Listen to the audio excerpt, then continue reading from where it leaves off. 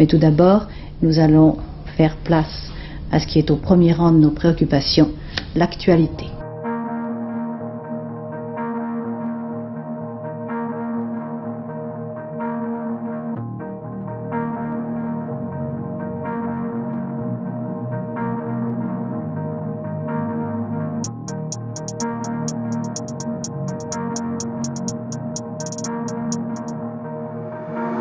Il s'appelle Christian Maillot, mais il préfère se faire appeler Stan. Ancien gendarme recherché par toutes les polices de France et sous le coup de 2 mandats d'arrêt, dont l'un pour un projet de kidnapping d'enfants près de Saintes.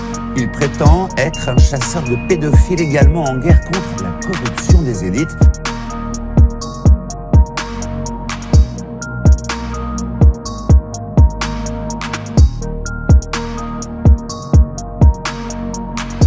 Il est un phénomène insoupçonné du grand public, véritable toile de fond de la problématique que nous traitons dans ce dossier. Il s'agit du processus d'initiation à la pédophilie, subi par d'innombrables enfants, en France et dans le monde. Ce que nous a dit et répété spontanément cette jeune femme a de quoi révolter. En particulier, lorsqu'elle affirme, malgré les menaces qui pèsent, dit-elle, sur elle, avoir fréquenté une secte satanique, les martinistes, avoir subi des tortures et torturé elle-même. Cette notion, comme vous le verrez, explique à elle seule le « dysfonctionnement chronique de notre institution judiciaire ». C'est dans le cadre de soirées spéciales que l'enfant de notable subit très certainement un procédé formel d'initiation à la pédophilie. Beaucoup de témoignages font état d'enfants qui sont amenés par leurs propres géniteurs à tourner dans ces soirées spéciales, y subissant régulièrement viols collectifs et tortures. On se fait battre, on se fait mettre des objets dans les orifices, on se fait... Il y a des fois des sacrifices d'enfants pour rendre grâce à Satan. Il y a beaucoup de choses comme ça. On tue un animal, on nous verse le sang sur la tête et le reste dans une coupole qu'on met sur l'autel. La majorité des cas, le parent qui fait subir ces horreurs à son propre enfant est un homme, mais il est quelques cas où il peut également s'agir d'un couple, ou uniquement de la mère.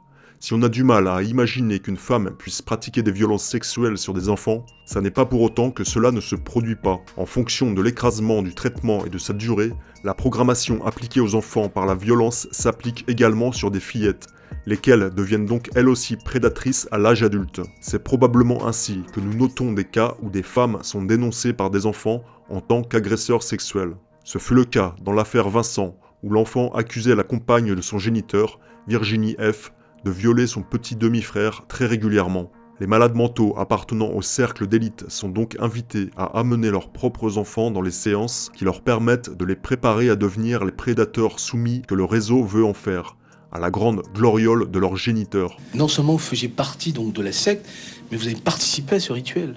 Oui. En 94, j'ai dû sacrifier sous la menace d'une arme avec 2 de mes amis à Jalais un enfant. Et on a dû toutes les 3 l'assassiner, quoi. Sous la menace d'une arme, si on ne le faisait pas, on serait fait encore plus. Il l'aurait fait avec plus de violence et il nous aurait fait encore plus mal, donc on était obligés de le faire, quoi. Et qui vous menacez d'une arme ? Celui qui dirige la gendarmerie. Donc, en fonction de l'importance de la loge et du grade des notables en question, ces enfants peuvent même subir jusqu'à l'initiation à l'assassinat sacrificiel, par lequel très probablement leurs propres géniteurs seront passés eux-mêmes dans leur enfance, faisant d'eux ce qu'ils sont aujourd'hui. En l'occurrence, les malheureux enfants sont destinés à officier un cran très largement au-dessus de la moyenne, probablement au niveau politique. En outre, il est d'autres milieux formellement utilisés pour l'application de ces plans odieux et créer les sujets programmés pour la société de demain à différents niveaux sociaux. Vous pensez que tout ça, c'est une sorte de réseau, des gens qui se tiennent un petit peu pour ne pas tomber, quoi. Voilà, et puis c'est pour se protéger aussi. Parce qu'étant donné quand même qu'il y a des hommes de loi qui sont dedans, c'est vrai que ça ferait quand même un drôle de tapage si on apprenait qu'il y avait des juges et tout ça qui faisaient partie de ces réseaux-là. Il est essentiel, pour comprendre l'ampleur du problème de notre société, de considérer qu'une victime non secourue devient le plus souvent bourreau elle-même. La souffrance subie dès les premières années, tant sur le plan physique que psychologique, ne peut être supportée sur le long terme que si le sujet finit par adhérer au traitement qui lui est infligé. Sur du très court terme, la seule occultation de la réalité peut suffire, sans que pour autant les répercussions en termes de troubles de la personnalité ne soient bénignes. Cette souffrance, jamais traitée, d'enfants martyrisés sur de long terme et jamais secourus, sera alors enfouie dans son subconscient, avec le message que rentrer dans le jeu du tortionnaire aura été le seul moyen de survivre à ces monstruosités. À ce niveau, effectivement, le sujet aura été invité à passer du rôle de victime à celui de bourreau, faisant le constat indicible qu'il s'agissait de l'unique moyen de ne plus être victime. On retrouve également dans ce processus un peu du syndrome de Stockholm, où l'otage en vient à prendre le parti du preneur d'otage et à adhérer à sa cause, suite au traumatisme qu'il subit.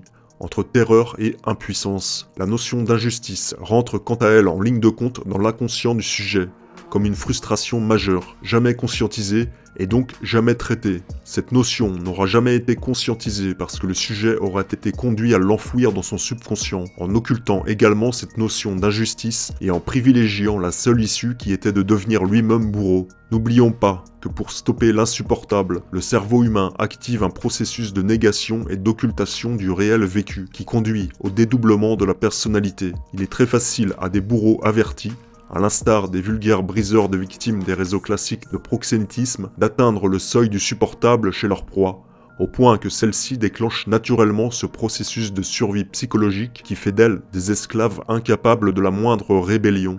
Mais la souffrance reste bien présente, profondément enfouie dans le subconscient de toute victime brisée. Cette souffrance et ses ressentis la parasiteront toute sa vie de façon envahissante. Pour éponger cette souffrance et ces frustrations inconscientes, le sujet aura été amené, encouragé par ses tortionnaires au fil des années, à développer des mécanismes à la base déjà naturels de transfert sur d'autres sujets vulnérables. Ce sujet d'origine devenu adulte, à défaut d'une thérapie profonde, continue donc à traiter ses propres souffrances par l'agression sexuelle qu'il reproduit le plus souvent sur ses propres enfants. Car si l'ex-victime subissait elle-même comme enfant les abus de la part de ses propres parents, sa propre progéniture est ce qui lui permet justement ce transfert, cette forme d'exorcisation des souffrances vécues. Ce processus psychique a été très largement étudié et décodé depuis des lustres par ceux qui entendent contrôler l'humanité. Parallèlement à cela, le lavage de cerveau et la manipulation mentale appliquée dans les réunions de sociétés secrètes de type franc-maçonnerie répandent la croyance que la pratique de ce type de magie sexuelle appliquée jusque sur ses propres enfants est ce qui permet à l'initié d'exalter son potentiel de domination tout en préparant les générations futures, sa progéniture, à suivre ce chemin d'entre guillemets d'élus. Cette malheureuse progéniture est ainsi programmée pour devenir l'élite de demain, parfaitement détraquée psychologiquement, véritable Dr Jekyll et Mr Hyde. Ceci permet aux notables concernés, aux criminels pédophiles de la pseudo-élite et à leur réseau d'influence de conforter le grand public manipulé dans la croyance qu'il n'y a en fait de réseau pédophile que des criminels isolés, spécimens monstrueux issus du bas peuple. Mais si le problème peut être évité, ou qu'il ne s'agit pas en réalité d'une campagne de communication organisée par l'imposture politico-judiciaire, le criminel en question sera volontairement protégé par ce qui semble être le bras armé du réseau, l'appareil judiciaire. Il y a un autre schéma, aujourd'hui très répandu. Le criminel auquel vous, en tant que parent protecteur, pouvez avoir affaire, fait partie de cercles d'influence tels que la Rose-Croix ou la franc-maçonnerie, d'où il tire son impunité.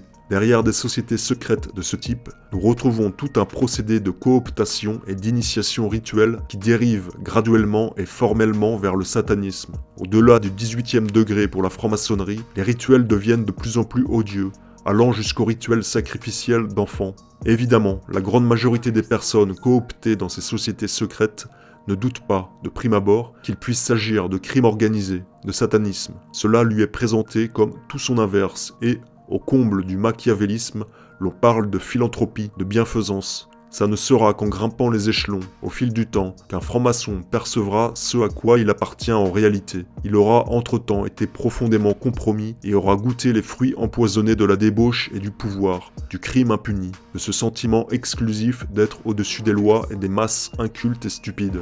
Véronique nous a conduits devant l'un des nombreux lieux où se passaient, selon elle, le 21 de chaque mois, des cérémonies sataniques. Alors c'est ici que je suis venue plusieurs fois. Notamment, je me rappelle bien d'une fois en 94 où je me suis retrouvée à un rituel satanique où il y a eu un meurtre d'enfant. Et donc on était monté au second. Voilà. Et là, il y a eu viol, on devait être 5 ou 6 enfants. C'était pas une très très grosse réunion. Là, il y avait beaucoup de gens, notamment des notables, mais que je ne connais pas forcément leur prénom. Voilà. Et vous-même, vous avez subi... Oui, j'étais là et j'ai subi. Il y avait mon père. Ma mère n'était pas là cette fois-ci. Avant d'en arriver là, les membres sont insidieusement orientés vers des pratiques sexuelles de groupe, si tendances et ouvertement plébiscitées par l'imposture politique qui nous parle de libéralisme. L'orgie est donc devenue le divertissement privilégié des notables. Au-delà de la joyeuse soirée, les sujets concernés glissent imperceptiblement vers la magie sexuelle, très prisée en satanisme. Pour celles et ceux qui, naïvement, pensaient juste s'amuser entre amis de la haute, à un moment donné, tout bascule. Pour les initiés déjà avertis dans ces joyeuses soirées, l'expression de leur pouvoir s'exalte d'autant plus que d'innocentes victimes prépubères subissent l'effet de leur pulsion, avec cette parfaite impunité que leur réserve leur statut. Le viol de l'être pur et innocent, avec son sacrifice, constitue la constante en matière d'expression de domination d'autrui, ainsi qu'un support essentiel en matière de rituels sataniques. Plus le crime est odieux, et plus l'impunité qui s'y attache confère à celui qui le commet un sentiment de pouvoir suprême. Et, si nécessaire, un peu de cocaïne annihile toute capacité de se ressaisir. Si tout le monde se tient par la barbichette, dans ce type de cercle privé, le goût du pouvoir malsain sur autrui et de la débauche se développe rapidement pour les membres sévèrement compromis. Ceux-ci choisissent de ne voir plus que les bons côtés de la situation, plongeant corps et âme dans l'abîme où ils sont précipités au fil des passages de grade et des rituels initiatiques. Les pseudo-élites concernées en arrivent, en fonction de leur loge et grade, à apprécier des soirées privées où des enfants sont collectivement violés, certains étant parfois même torturés, cela pouvant aller jusqu'à la mise à mort sacrificielle. Dans certains cas, l'horreur qui peut concerner de malheureux enfants n'a même pas d'équivalent cinématographique connu. Notre enquête en cours sur cette extension du présent sujet tenterait, à l'heure actuelle, à prouver que ces pratiques sont répandues sur l'ensemble du territoire national, à l'instar de la Belgique, tout comme le satanisme, et ce, précisons-le toujours, au niveau des cercles dits de pouvoir.